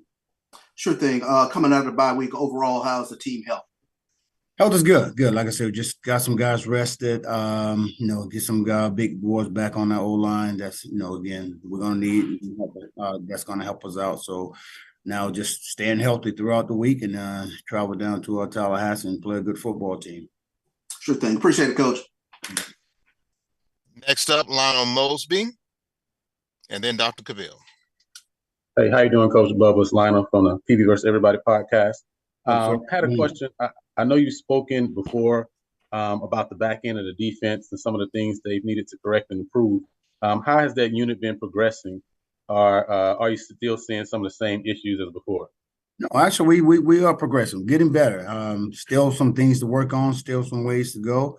But yeah, getting better. And that's what you want to see as a coach, head coach, and especially guy, someone that played in secondary. You want to see steady improvement, and we're doing that. Even though the numbers and the score last 2 weeks ago against ACU didn't show that, but again, those guys in the backfield really stepped it up. And again, for them to come off a loss like that and still do well, which is always good, always a confidence builder for them back there. And I expect them to get even better because, again, as I told them, as we go forward, competition is going to get better. They're going to be coached well, and you guys are coached well. Now it's going to come down to who's going to be the better athlete. Gotcha. Okay. And just a follow-up question. I know recently Coach Eddie George had some criticism of Tennessee State fans and their support at all games. I know most recently the team played at Houston Christian, like you mentioned, which is a big alumni base for the university, but I think only 2,100 people in attendance at the game. How do you feel about the fan support at the game, and what message do you have, if any, from yourself and the players maybe for Panther Nation regarding their support of the team on this last 4-game stretch for the season? Well, just like I tell them from day one, from spring to training camp to now. I mean, you want fans to come out. Again, you got to win. You got to put good product on the field, and you got to put the wins on the board. And they'll come out and support you. But at the end of the day, as I've always told them, you guys got to play for each other. You got to not be distracted by what's not in the stands, cheering you guys on, as opposed to what's on the field that's trying to win a game against you. So you got to be down. You got to be constantly locked in on that field, not worrying about all the outside noise, because, again, a lot of time when you get distracted by that outside noise, things don't go well. And that's been, to me, one of our biggest factors. Again, just trying to keep these guys focused on the game, on the task at hand, and to help us win. Again, we've been there in situation, but for some reason we'll lose it. For some other reason, other like being distracted. Not being in that gap, not making that catch, not making that throw during the course of the game. So again, just block out all that noise, and just go play football. And then, hey, fans will come at the end of the day. If you're winning, doing what you're supposed to do, they're gonna come. Thank you so much, Coach Bubba. Good luck this weekend. Thank you, sir. All right, next up, Dr. Cavill. Good morning. Good morning. Where's my steak at? Dr. Kenyatta Cavill's Dr. Cavill's inside the HBC Sports Lab. Coach McDowell, I got your steak anytime you want it. I'm surprised that you didn't get it in your hotel room. I'm so surprised there has to be something wrong with this picture. Let me call my steakhouse. Please call your steakhouse. Please call it. With that being said, appreciate the good nature there, Coach. Coach, I want to talk a little bit about your defensive side of the ball. with FAMU. FAMU early in the season, they might have had some concern with what they were able to do running the ball, but they certainly had a breakout game against Texas Southern. More particularly in the second half, total stats, they had over 255 yards rushing the ball with a cadre of running backs, similar to what you're able to do at times with your running backs. With that said, defensively schematic are some things that you believe you can get done to stop that run and try to make them maybe a little more one-dimensional? Well, I don't know if we're going to make him one-dimensional again with the group he has over there. Jeremy and the wide receiver and the backs. Again, we just got to be in position to make some stops, some big stops, and not give up the big plays. That's been our biggest issue. We can make some stops, Doc, but again, we somehow end up giving up big plays that end up hurting us later. And again, that's due to the fact that we're trying to do too much. As I've told guys, I've said to you guys many times over, if we just again be consistent in what we do, myself, at my position, and do my job first, and then let the athletic ability come from there, we're gonna be okay. It's when we try to do too much, and these kids, especially, if you're a good player and you're not getting plays, you're not getting targets at you, then you just feel you're left out of the game and you feel that you got to make a play. And a lot of times that's when mistakes happen, touchdown here or first down there. Obviously from Florida, been in Texas much longer than you actually were in Florida, where you're born, coming out of there. You have this dialogue going back and forth between Texas players, Florida players. Do you see your players getting excited with the chance to go play in the state of Florida up against a team with the majority of Florida players against Texas? And what does that look like if that's the case? Yeah, they do. They always gonna have a Florida, Texas, little rivalry thing going on. And I told them that's good, because again, that's what gets you going, to go out there and execute what you need to execute for 4 quarters of football. I mean, let's get it done, and I love it because again, it's about going out there competing. I've said from day one, as I told them, I'm like, look, man, a lot of you guys are pretty talented across the board on their side, even on our side. Some of you guys' skill set are pretty much the same. Now it's just going to go. You have to go out and play 4 quarters of football, and best guy is going to win that battle for 4 quarters of football. Thank you, Coach. Good luck this weekend. Certainly look forward to the matchup. Thank you. Are you trying to say something with that tie too? Always, Coach. You see, I got your back. That's why I said I don't understand why you didn't get to state. I told Coach Simmons it was purposeful. And for Dr. Cavill, we do not do any ancillary promotions of new products and businesses. So the Cavill Steak Delivery is not a sponsored member of the Southwestern Athletic Conference. But we thank you so very much, Cavill, and we thank you Not yet. Not yet. All right. Next up, thank you, Coach. Good luck to you as you travel to Florida. Thank you, gentlemen. All right, next up, representing Southern University, the head coach, Eric Dooley, victorious in Jacksonville, taking on Bethune-Cookman, 28-18. This week, they will host Texas Southern, 4 p.m. Central Time start, and we are now joined by Coach Dooley. Coach Dooley, are you there? Doing well. Yes, I'm here. All right, Coach, I know you're moving and shaking on the road, but if you could give us a recap of your game against Bethune-Cookman and give us a preview of your thoughts on playing Texas Southern.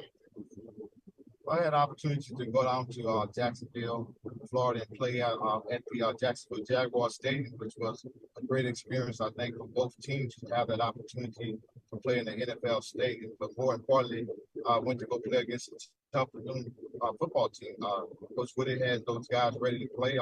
We knew it was going to be a tough outing from evaluating their film, but fortunate enough, we were able to make a couple more plays than what they did and came out with the victory. Now we got to get ready. There's no off weeks. We can talk about playing in the SWAC right now. So now we got to get ready for a Texas Southern football team that's doing some great things. And when you talk about records, I don't look at records when you say our conference because I know everybody is very competitive and have an opportunity to win ball games. So we know we have a challenge coming out. Although we're at home, we have a huge challenge, and we're ready for the challenge.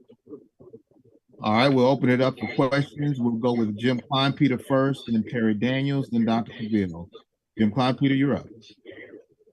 Yeah, Coach, would you talk about a little bit, you Southern has a 2-game losing streak against Texas Southern, and last year got shut out 26-0. Just want to talk to you about are you using that game in your preparation this week at all, or are you just trying to say you're not looking at it at all?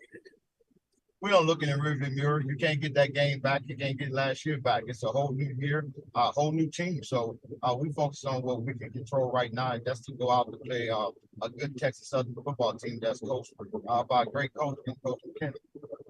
Okay, follow-up question. How disturbed are you about the penalties? Because the second week in a row, you've had 13 penalties, season high, 115 yards. Are you having a sit down with your team about this? How are you addressing this?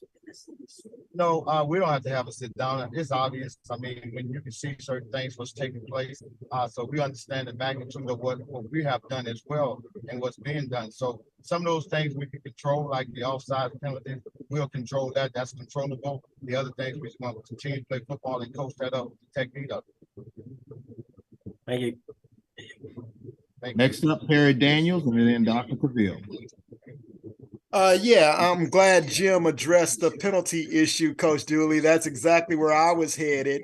But now I'd like to pivot to Texas Southern, and they came out this past week against the #1 team in the SWAC and had a very well put together game plan to stop Florida A&M.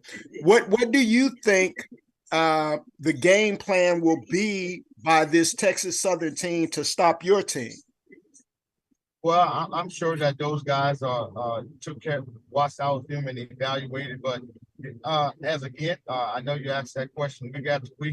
There's not going to be any secrets given out over the air. I'm not going to say anything what I plan to do or what they plan to do. We're going to work our game plan, and I'm sure that it should be a great game plan that we have prepared for a great Texas Southern football team.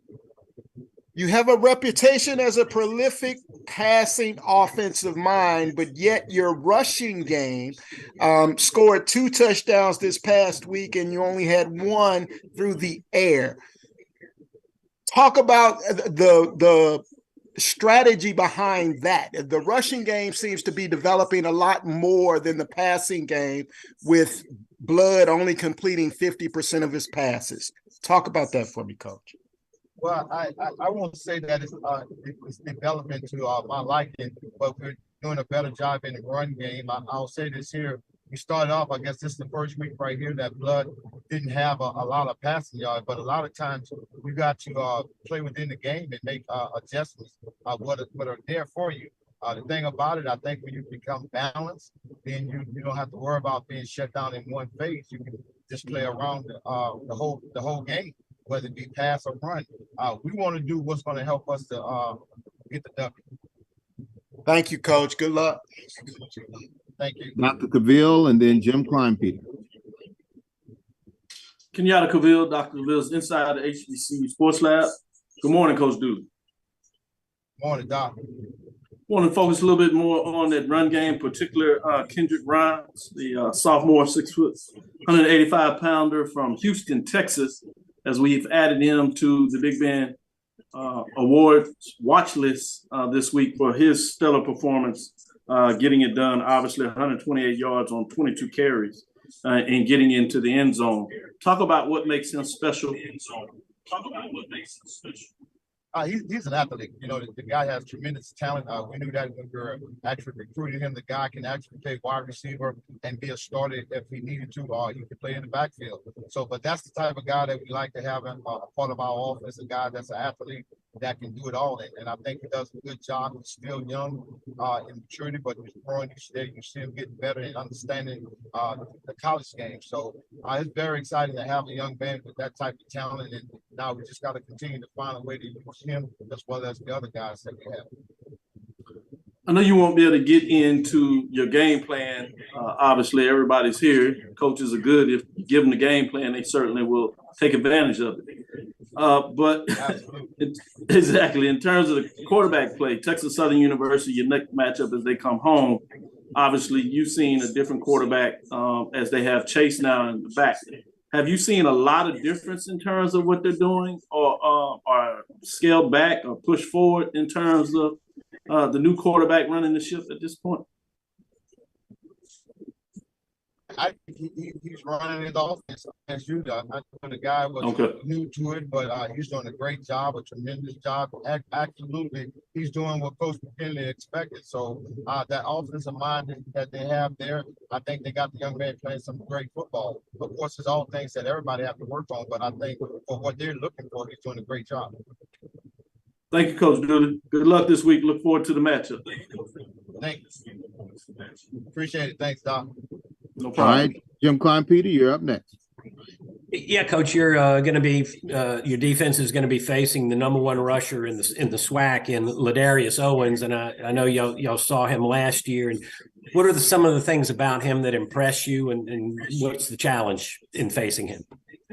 I mean, he's a great runner. There's no question about it. To be the top rusher in the Southwestern Athletic Conference, where we have a lot of great running backs, I think he's doing a tremendous job. But more importantly, the offensive coordinator is doing a great job of putting him in position to make the plays that he's making. So it's a huge challenge for us. We know that's going to be week in and week out. We understand. We're not worried about who we playing, is when we play. We understand that the young man can play football. He's not the only one on there that can rush the football. So our defense doing their job and game planning, but we don't game plan for a player, we game plan for a team. So we're doing our work to be prepared when we face a challenging football team in Texas Southern. What are some of your impressions of their quarterback, Jace Wilson? I thought the young man doing what they ask him to do. He's getting better each week, and it doesn't matter where. I think he's getting better. He's doing what they need him to do to move their offense. So he does a good job. He came in, he wasn't a guy at first, but now he understands that it's his show right now. He has to be the leader. He has to be the run the team, and I think he's doing a great job. Thank you. Thank you. All right, Coach, we thank you so very much. And once again, Southern University will be hosting Texas Southern at 4 p.m. at A.W. Mumford Stadium. Coach, good luck to you, and thanks for letting us in. Thank you. All right, up next, representing Texas Southern, Clarence McKinney. They come off a 31-21 loss to Florida A&M, and they travel to Southern University to take on the Jaguars at 4 p.m. Coach McKinney, are you there? Yes, can you hear me? Yes, sir. Coach, if you could give us a recap of your game against Florida A&M and a preview of your game against Southern University. Yeah, well, I thought we started extremely fast. Got off to the start that we would have liked to get off to versus Florida A&M. Had an opportunity for a 3-score lead, missed a field goal there early in the game. Gave up a touchdown a little late in the first half, which Florida A&M in the second half came out and kind of bullied us. They woke up and we couldn't stop the run. We couldn't sustain drives, and it cost us there in the end. As far as Southern goes, Southern's a really good team. Coach Dooley and I have had some battles since I've been in this league. He does a tremendous job. We know that team's going to be ready to go. And we're playing in their home stadium, which we hadn't played there since I've been here. Just looking forward to a good football game by two well-coached teams. All right, we'll open it up for questions. We'll have Jim Klein-Peter, then Perry Daniels, then Dr. Cavill. Yeah, Coach, would you talk a little bit about Jace Wilson and how he's come along? I know you went into the season with Andrew Body as your starter, and the team has had to adapt to him. How has Jace developed in that span? Yeah, Jace has been improving each week. Like you just stated, we started the season out with Andrew as our quarterback, and unfortunately, he wasn't able to finish the season. And Jace stepped in and with a little amount of experience with our scheme, and he's picked it up and made the team his, and he's improving each week, and we're happy to have him. Have you tried to bring him along slowly, or has he been able to take on more maybe than you thought he might? Jace is a very intelligent young kid, young man, and we hadn't spoon fed him, we force fed him. You know, we give him the entire playbook, and the things that he does well, we try to put him in position to be successful. And things that he doesn't do quite so well, we don't do those things. Next up, Perry Daniels. Coach McKinney, first, I'd like to congratulate you and your coaching staff on putting together what seemed to be a really good game plan against Florida A&M. Let's talk about how do you take that from executing that game plan from 2 quarters to 4 quarters? What do you do as a staff to go about doing that? It's just like what the previous coaches have spoke about. You know, it's about being consistent, finding a level of consistency with your intensity, with your assignments, with your schemes, making the adjustments, trusting your teammates, just all of those things coming together for 60 minutes as opposed to 30 minutes.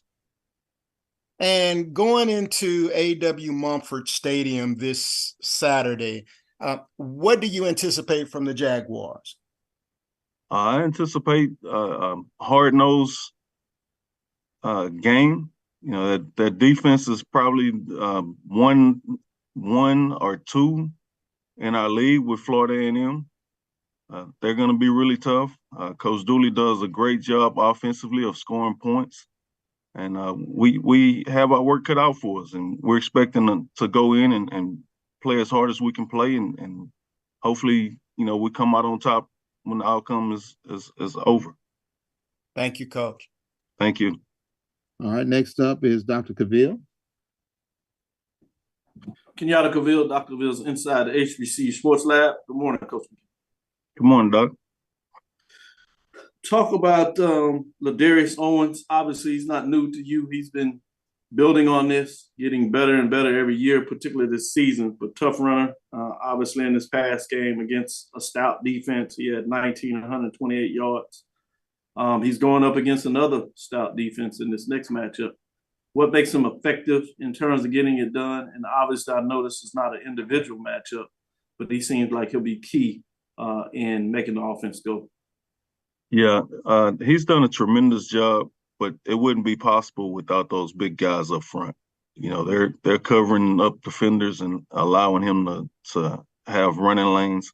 Well, the thing that he's done really well is found the right running lane to fit the ball through, and he does a great job of finishing his runs.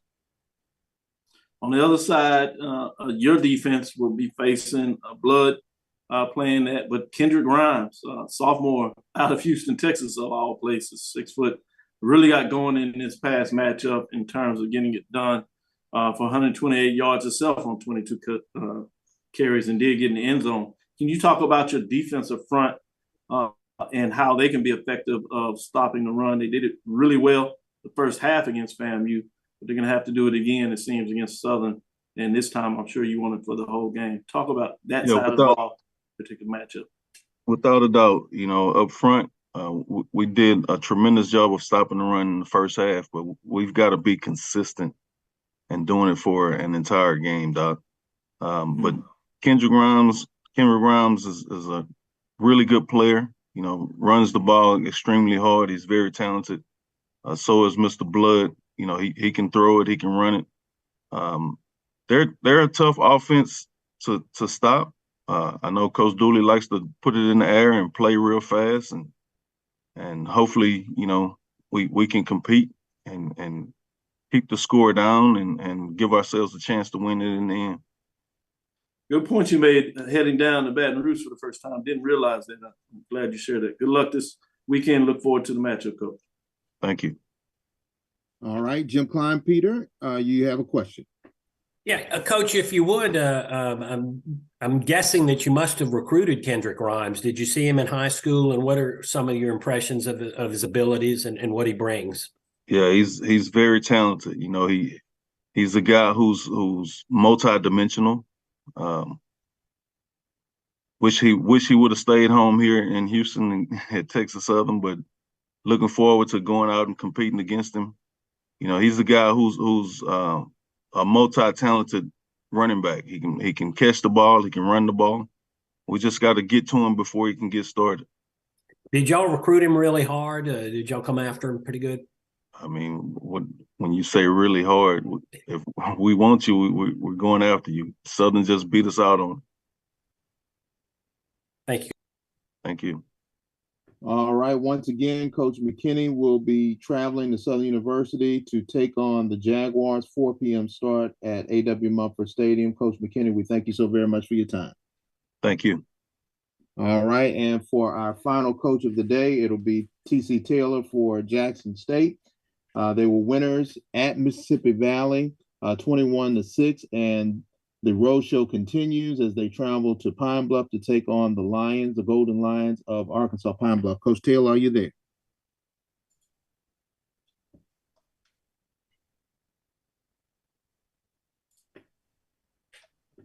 Got one more minute before Coach Taylor should be on.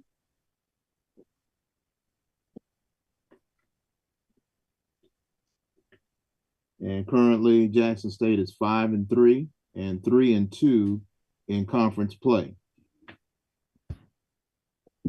Coach Taylor, there we go. How you doing, Coach Taylor?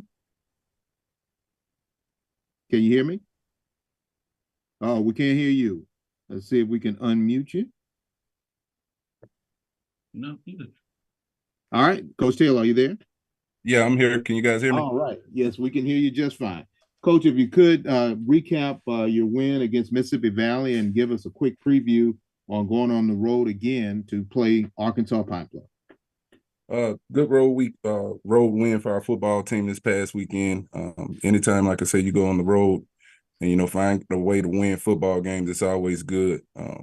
Happy to see Jacoby and Morgan go out there, get his first start, moved around well, led the team pretty good. So we're excited about it. And, we're excited about getting on the road this weekend, going up to Pine Bluff. I would open up for questions. We'll have Charles Bishop first, Doc Holliday second, followed by Dr. Cavill. Charles Bishop, you're up. Hey, TC, how you doing? What's up, Chuck? How you doing? Hey, I'm good. I wanted to ask what went into the thought process in terms of Jacobian making the start this past game. Up until now, we've seen him in sub packages, but he got to go this past Saturday. Yeah, I mean, he's been coming along week in, week out for us. Early on, he had a surgery on that hand, but prior to him hurting that hand, him and Jason was competing and, doing some good stuff out there. But, the surgery kind of set him back. Once he got back from that and, we started seeing him, how he was developing week in, week out. And what he brings to the game, his legs, the QB run game, it really helps us out. We just got to get some time cleaned up with him for us throwing the football with the receivers. Sure thing. And John Huggins, his coming back into secondary. I know him as a hitter, but tremendous game this past weekend in terms of making plays on the ball in the passing game. Talk about what he brings to that secondary. I mean, you talk about a kid that's 6'3", 6'4", about 220 pounds that can run. And the thing this past weekend, we end up lining him a lot at the wheel backer position. You got some scouts looking at him at that, and we talked to him about it, and he just went out there and had a great game. The thing about John, he doesn't complain. All he does is work.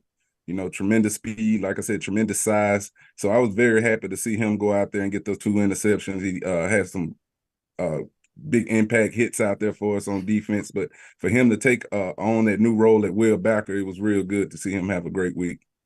Good thing. Appreciate it, Coach. No problem. Appreciate you, Chuck. All right, next up, Doc Holliday and then Dr. Cavill. Doc Holliday, HBCU Overdrive. How you doing, Coach TC?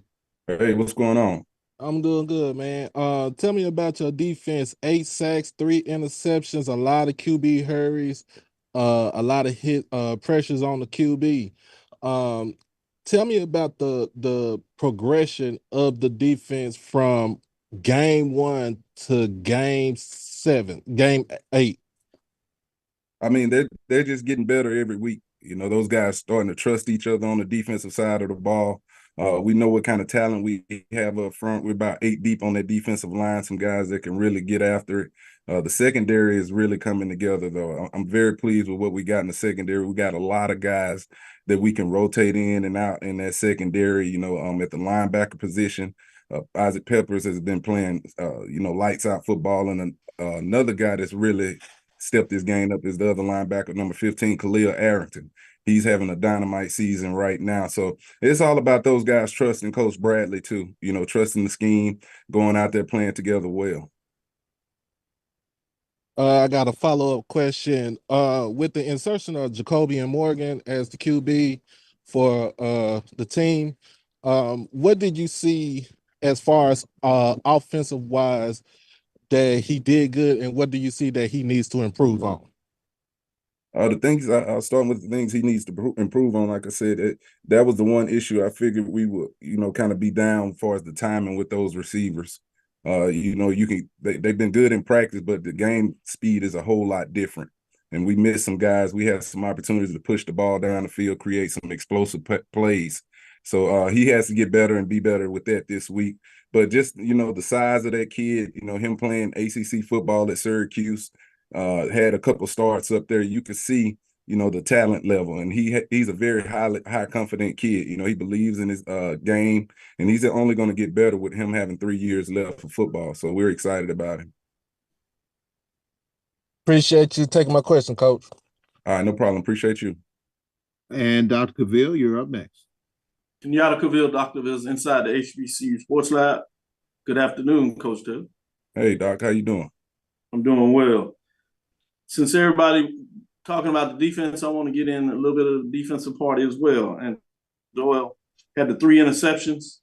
Obviously, not only did you have the 8 sacks that people referenced, but you also had 12 tackles for a loss for a total of 60 yards. So the defense was playing really well up front and on the back end. When you talk about that type of matchup, give me a little more in terms of Antonio Doyle. What makes him special? He's a guy that you can do so much with. We line him up at linebacker, then we'll allow him to rush off the edge.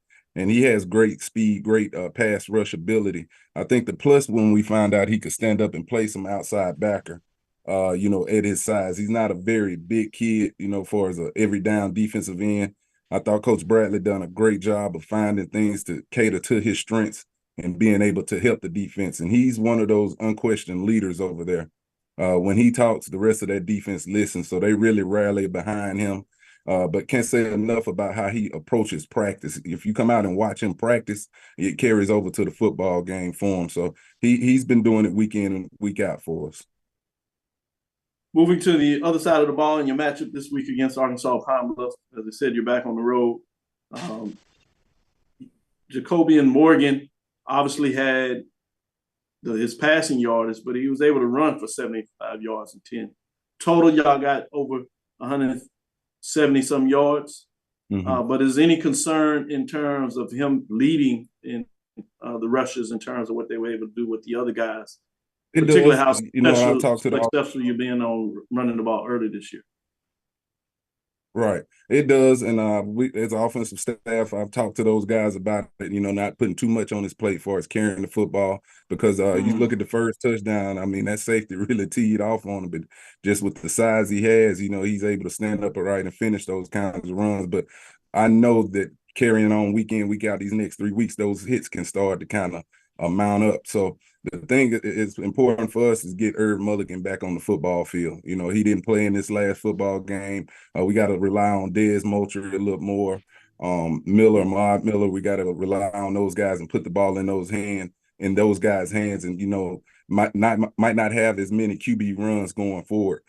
Because still in all, when you do drop back with a quarterback like Jacoby, and he still has a threat to pull it down and take off, and you got to take those carries into account. So we'll be mindful of it and, prepare like that going forward with it, Doc. Thank you, Coach. Look forward to the matchup this week. Thank you. Appreciate it. Next up, Tanner Spearman. Hey, Coach, how you doing? Tanner Spearman with the Pine Bluff Commercial. You mentioned Irv Mulligan just a moment ago. Just real quick, is there any update on his status for this week? He was in the boot all last week, but he's seeing the doctors today. with that ankle. We'll get him evaluated again today once he gets back, and once they let this team know, where he is as far as that ankle injury right now. We'll see where he at and, follow that path this week with him. All right, thank you, Coach. Mm-hmm. And we have a few more minutes, and Dr. Cavill, your hand is raised again. Do you have any more questions? All right, his hand is down. We have a few more minutes with head coach T.C. Taylor. He will be on the road traveling to Arkansas Pine Bluff. Kickoff time approximately 2 p.m. Winners last week at Mississippi Valley, 21-6. Jay Keith, you're up. Coach, congratulations on the win. JT Keith with USA Today. Can you talk about your defensive backs? The other one got an interception too, diving interception to Florida Drive. Can you talk about him? You talking about BJ Washington? Yes, he's had 2 or 3 in the last couple games. Yeah, he's playing lights out football. Early on, he had an injury as well. He was concussed early on in the season, so it took some time for him to get back on the football field. But we knew what we was getting back there in him. He can really play center field, a highly instinctive guy. When he sees the ball in the air, he can go get it. He had another great interception early in the year against Southern, down in the red zone. So he's been playing lights out, and, all those guys that we bringing in, they really gelling and playing well together. Coach, can you talk about your punting situation? Is that going to straighten out, or what's your thoughts going forward? Say it one more time. The punting situation, can you talk about that? Is that going to straighten out, or have you made any decisions? We're just trying to get Matt Noel back healthy. He was banged up this past weekend. We had him the week before. So, again, we'll evaluate him this week and see how that goes. Thank you, Coach. Thank you. All right, Coach Taylor, once again, traveling on the road for the second consecutive week, taking on Arkansas Pine Bluff in Pine Bluff, Arkansas at 2 p.m. Winners last week against Mississippi Valley, 21-6. Coach Taylor, we thank you so very much, and good luck to you this weekend. All right. Thank you, guys. I appreciate it. All right. And that will wrap up today's media session. It will be available on Zoom at a later date, but we thank you so very much, members of the media, for joining us. And Andrew will be back next week, spry and ready to rock and roll. So I'm James Verrett. Thank you so very much, and good afternoon.